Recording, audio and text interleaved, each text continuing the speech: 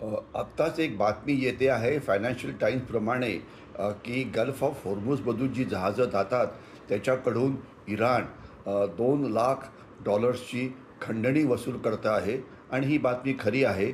आणि जी अनेक जहाजं तिथनं जी पास झालेली आहे त्याच्यामधल्या एकानी किंवा काही जहाजांनी अशा प्रकारची खंडणी दिलेली आहे. तर हे याचं आपण नेमकं विश्लेषण कसं करतो? आता ही खंडणी कुठे घेतली आहे? तर गल्फ ऑफ होर्मुझमध्ये. गल्फ ऑफ होर्मुझ काय आहे? ही एक समुद्रधुनी आहे ज्याच्या एका बाजूला इराण आहे आणि दुसऱ्या बाजूला UAE आणि ओमान आहे. म्हणजे दोन वेगवेगळी राष्ट्र होर्मुझच्या डाव्या आणि उजव्या बाजूला आहे. आणि सर्वात जिथे ती निमुळती आहे ती फक्त 21 नॉटिकल मैल एवढी आहे. 21 नॉटिकल मैल. तर याचा नेमका समुद्राचा कायदा काय?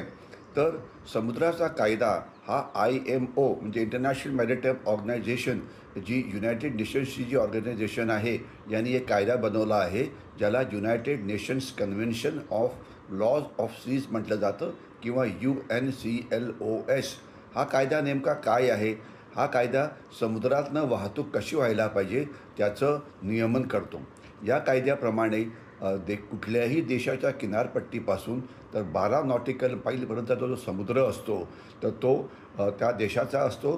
त्याला टेरिटोरियल वॉटर्स म्हणजे त्या देशाचं पाणी समजलं जातं आणि त्या देशाचे कायदे हे तिथे ॲप्लिकेबल असतात. तर कोणात दोन देशात भांडण झालं तर ज्या देशाचा जो समुद्र आहे त्यांचा कायदा तिथे ॲप्लिकेबल होईल.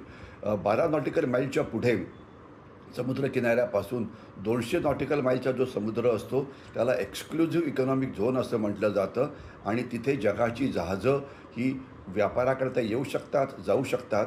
परंतु तिथे जे काही इकॉनॉमिक गोष्टी मिळतील म्हणजे तेल मिळेल, गॅस मिळेल, समुद्र तळावरती वेगवेगळ्या प्रकारची खनिजं मिळतील तर ती त्या देशाची असतील ज्यांची ती एक्सक्लुझिव्ह इकॉनॉमिक झोन आहे. आणि याच्यापुढे एक तिसरा शब्द आहे एक्सटेंडेड एक्सक्लुझिव्ह इकॉनॉमिक झोन, जी 350 नॉटिकल माईलपर्यंत असते. आणि तिथेसुद्धा सगळं इकॉनॉमिक गोष्टी तुमच्या असतात म्हणजे मासे तुमचे असतात, गॅस तेल तुमचं असतं. परंतु इंटरनॅशनल जहाजांना तिथून जायला अलाउड असतं. हा एक कायदा आहे. तर याच्याप्रमाणे आणि बाकीचा जो समुद्र आहे हा सगळ्या जगाचा आहे आणि सगळं जग त्याला आंतरराष्ट्रीय वॉटरवेज म्हणजे आंतरराष्ट्रीय पाणी मार्ग म्हणून वापरू शकतं.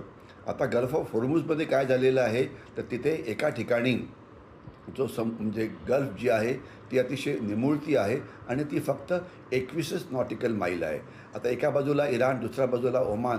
तसं असेल तर 12-12-24 म्हटलं तर ते अंतर पुरेसं म्हणजे समुद्र तिथे पुरेसा मोठा नाही आहे.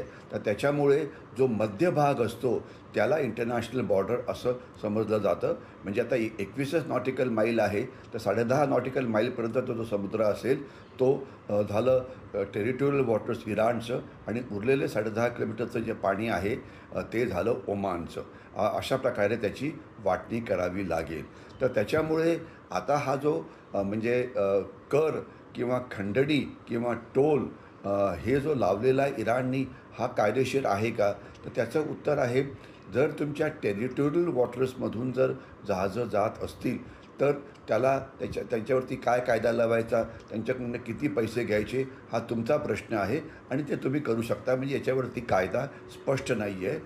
परंतु जनरली टेरिटोरियल वॉटर्समध्ये येण्याकरता कोणी कुठलेही पैसे घेत नाही.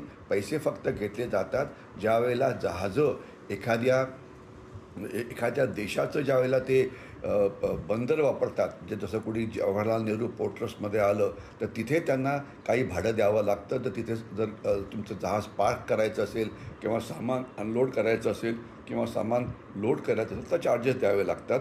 परंतु पाण्यातून जाण्याकरता 2 लाख हे देणं हे काही तिथे अलाउड नाही. म्हणजे हे काही कायद्यामध्ये बसत नाही. पण हा ग्रे झोन हे कायदा झाला.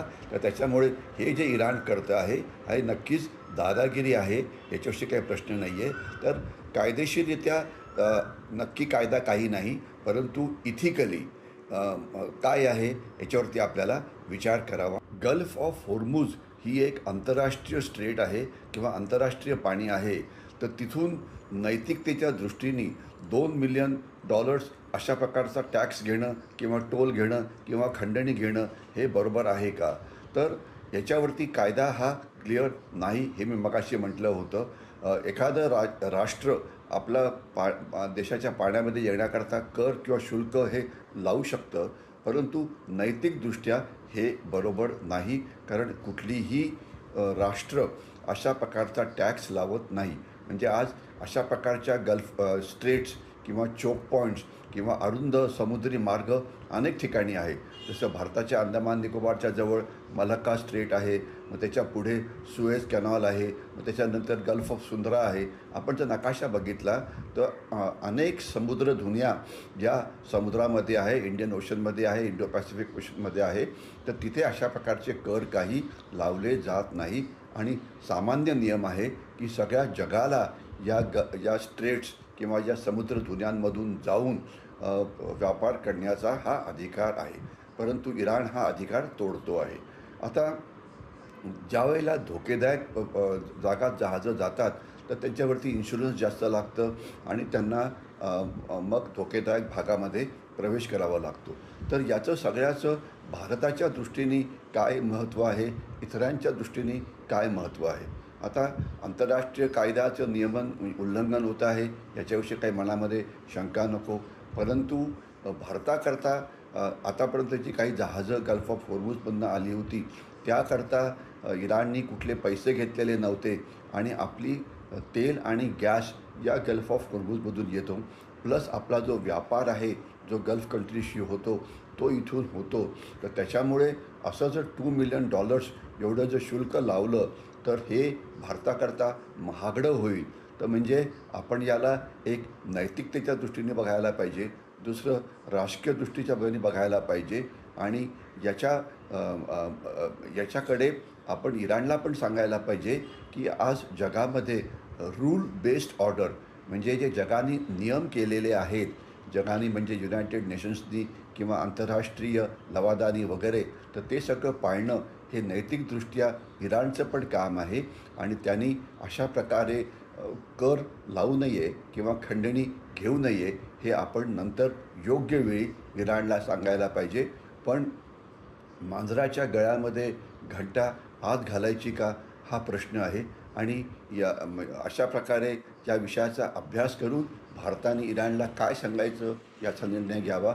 उघडपणे त्यांच्याशी विनाकारण लढाई करायची काही गरज नाही आहे. कारण आपल्याला जास्त महत्त्वाचं आहे की आपल्याला जी गॅस घेऊन जहाजं येतात, जी इराण आपल्याला अलाऊ करतं आहे ती घ्यावी. कारण आपण आता लाँग टर्म कॉन्ट्रॅक्ट्स गॅस करता आणि तेलाकरता इतर राष्ट्रांशी करतो आहे. पण एक गोष्ट मात्र महत्त्वाची आहे की गल्फ ऑफ होर्मुझमधून येणारं तेल आणि इथून येणारा गॅस हा भारताकरता अत्यंत स्वस्त आहे. कारण याचं अंतर भारताच्या किनारपट्टीपासून जामनगर सारख्या रिफायनरीजपासून फक्त 400 किलोमीटर एवढंच आहे. तर त्याच्यामुळे अमेरिकेकडनं गॅस घ्यायच्याऐवजी, ऑस्ट्रेलियाकडनं गॅस घ्यायच्याऐवजी गल्फ ऑफ होर्मुझमधून गॅस घेणं हे आपल्याला परवडतं. तर म्हणून सुसरबाई तुमची पाठ मऊ. तर त्या दृष्टीने राजनैतिकदृष्ट्या आपण चर्चा करावी इराणशी आणि त्यांना सांगावं की अशा प्रकारचा टॅक्स लावणं हे योग्य नाही आणि जेवढा फायदा आपल्याला करून घेता येईल तेवढा फायदा या परिस्थितीमध्ये आपण करून घ्यावा. कारण नैतिकदृष्ट्या असा टॅक्स लावणं हे बरोबर नाही.